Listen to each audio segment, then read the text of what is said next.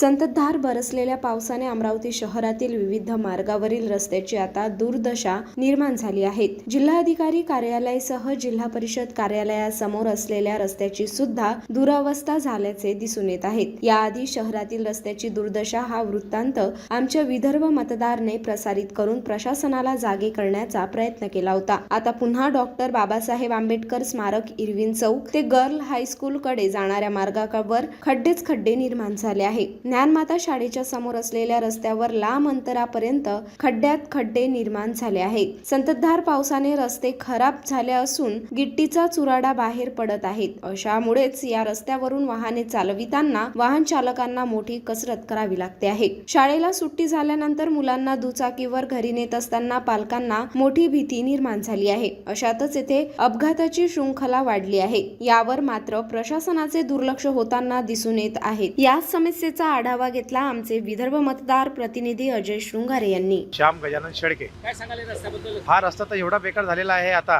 का Irwin square पासून तर गर्ल हायस्कूल स्क्वेअर पर्यंत, आणि ते कमीत कमी 4 ते 5 शाळा आहेत। आणि या शाळेमध्ये माझा तर अंदाज असा आहे का एवढ्या 4-5 शाळांमध्ये कमीत कमी 5-6 हजार तर विद्यार्थी असतीलच, आणि त्यांचे रोज त्यांचे मुलांचे इथे ये जा आहे। आणि या रस्त्याची दुर्दशा एवढी बेकार झालेली आहे का 2-4 ऍक्सिडेंट सुद्धा झालेले आहेत।